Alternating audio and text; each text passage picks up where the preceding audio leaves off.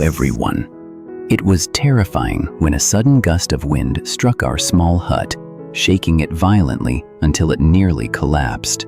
But our struggle for survival was far from over. After the storm, the most urgent thing was to reinforce our fragile shelter, to make sure it could withstand the next winds that might come. As I began the work, I realized something fortunate. The two front corners of the hut didn't need any new stakes. On one side, I could use the trunk of an old zoan tree as a solid anchor. But what moved me most was discovering that, right next to the hut, stood a large grapefruit tree, its roots deep and its trunk strong. Without hesitation, I tied ropes around that tree, securing the entire frame of our home. When I finished, I let out a long sigh of relief and softly said, "How lucky we are to have this grapefruit tree here. Now we don't need to worry anymore, right, my dear?" Sweat soaked my back, and my hands burned from the rough rope, but inside, I felt strangely light, as if a great weight had been lifted. After all that effort, the hut finally stood firm again. My child and I could breathe easily at last, no longer afraid that another gust of wind might take away our only shelter. That feeling of safety, of quiet relief and humble joy. It was as if, after everything, we had been given a little more strength to keep moving forward on this long and difficult road of survival. I began looking for ways to reinforce the small hut, using bamboo, old ropes, and whatever scraps I could still find around the house. While fumbling about, I noticed something that made me stop. In one corner stood the sturdy trunk of an old zoan tree, and right beside it, a large grapefruit tree, full of green leaves. A smile crept onto my face. There was no need to drive in new stakes anymore. I used the grapefruit tree's strong trunk as a natural support, tying the ropes tightly around it to hold the roof and walls in place. Sweat ran down my back as I worked. My hands stung from the coarse rope. And just as I was catching my breath, a familiar voice came from behind me. I turned. It was Nam. He was drenched, his police uniform covered in mud. He set a small bag down beside the doorway, his voice calm and low. "I heard there was a big storm last night. I couldn't rest, so I came to check if you and your child were all right." I didn't know what to say, only managed a small smile. He said nothing more, just rolled up his sleeves and began working beside me. We each took a corner, tightening the ropes, fixing loose panels, hammering the bamboo until it held firm again. The rain still drizzled outside, the scent of damp earth rising into the cool air. Amid the grayness of the afternoon, something in my heart softened. When everything was finally secure, Nam sat down near the fire and took off his helmet. The glow of the flames flickered across his sun-darkened face, calm, kind, and quietly strong. After a moment of silence, he spoke. "This morning, when I was at the station, I heard news of another storm coming. I kept thinking about you, living out here in the forest with such a fragile hut. I couldn't sit still. So I asked my colleague to take my shift, just so I could come here and lend a hand." I looked at him, my throat tightening. While everyone else was busy with their own lives, he had thought of me, a poor woman trying to survive alone with her child, deep in the woods. It wasn't pity. It was something far more sincere, a quiet compassion that words could hardly capture. Outside, the rain began to fade. Soft rays of sunlight filtered through the leaves, casting silver light on the still wet thatch roof. I thought he would finally rest, but instead he stood up and said gently, "There's still daylight left.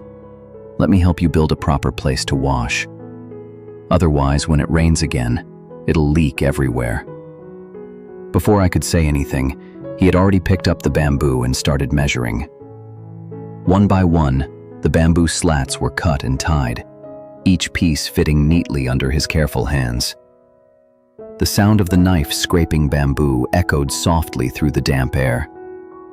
He worked tirelessly, without a break.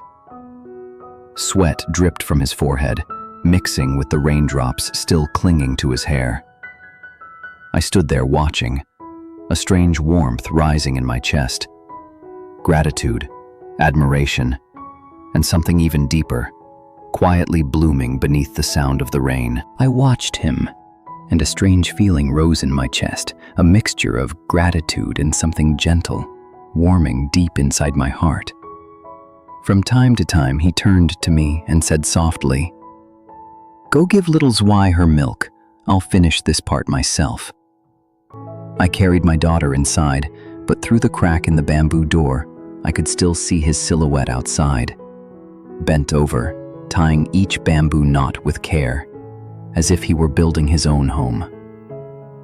The afternoon light filtered through the trees, its golden glow blending with the fresh green of the bamboo, and in that moment, his figure looked both simple and radiant. Then I understood. What he was doing wasn't just fixing a bathing corner. It was his quiet way of protecting us, a tenderness that needed no words. When he finally finished, he turned and gave me a gentle smile. I invited him to stay for dinner, but there was hardly anything in the house. Only a few handfuls of rice and a pinch of salt. He fell silent for a while, glancing around, then said with that same calm voice, "Let me go to the market and get something. We'll make a proper meal tonight, to celebrate the new hut." Before I could stop him, he was already gone, riding off into the drizzle, his figure fading between the darkening trees. Outside, the sky grew heavy again. The wind howled through the forest, and my heart tightened with worry. But less than an hour later, I heard the sound of his motorbike echoing from afar. He came back, soaked to the bone, carrying a fresh chicken and a ripe, red watermelon. Out here, in the remote mountains, they felt like rare treasures, luxuries I could hardly believe were real.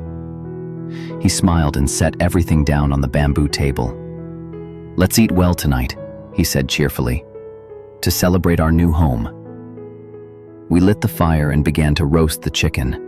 The smoke curled upward, carrying the rich aroma of roasting meat mingled with the faint scent of burning bamboo.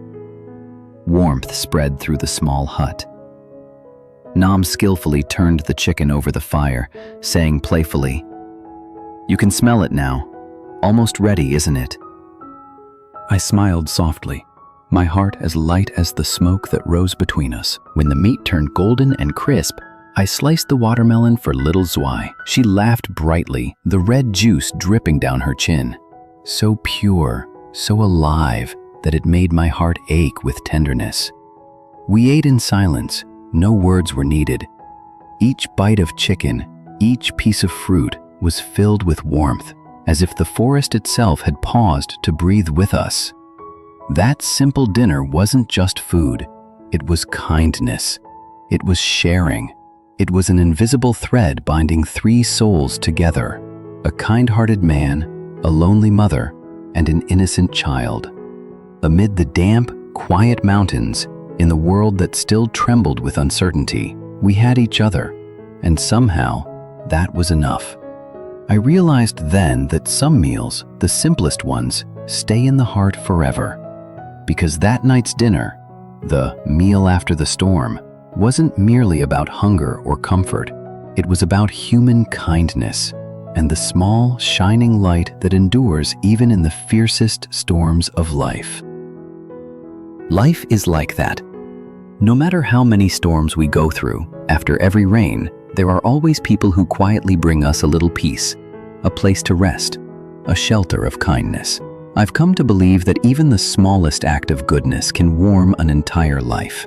If today's story touched your heart, please leave me a like, share it with someone who needs a little hope, and don't forget to subscribe so you can join me again on this journey, where we keep telling stories about compassion, about faith, and about the light that still shines even in the darkest moments of life. Thank you for watching. I'll see you in the next episode, where another chapter of life begins, and hope continues to bloom in the hearts of those who still believe in love.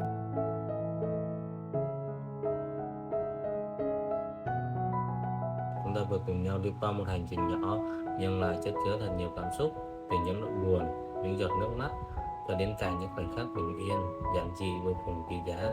Cảm ơn bạn đã đồng hành và lắng nghe đến tận những giây phút cuối cùng. Mỗi một lượt xem, mỗi một ánh mắt dừng lại, mỗi một trái tim cùng đồng cảm đều là nguồn động lực để cho những câu chuyện như thế này được tiếp tục viết nên. Nếu cuộc sống còn buồn bề, đôi khi chỉ cần những giây phút lắng lại ta sẽ nhận ra rằng niềm tin, lòng nhân ái và sự sẻ chia luôn có sức mạnh chữa lành kỳ diệu. Và cũng chính nhờ có bạn, người không ngại dành thời gian quý giá để đồng hành, mà hành trình của nhân vật trong câu chuyện này trở nên tròn vẹn hơn, ấm áp hơn. Dù phía trước vẫn còn nhiều chông gai, nhưng chỉ cần trái tim con người biết hướng về nhau thì bóng tối nào cũng sẽ được soi sáng bởi một tia hy vọng. Xin gửi đến bạn lời cảm ơn chân thành nhất. Hẹn gặp lại các bạn trong các tập tiếp theo, nơi câu chuyện còn tiếp tục mở ra và những bước chân kiên cường luôn mơ ước lặng lẽ và niềm tin chưa bao giờ tắt. Cảm ơn các bạn rất nhiều. Chúc các bạn luôn bình an.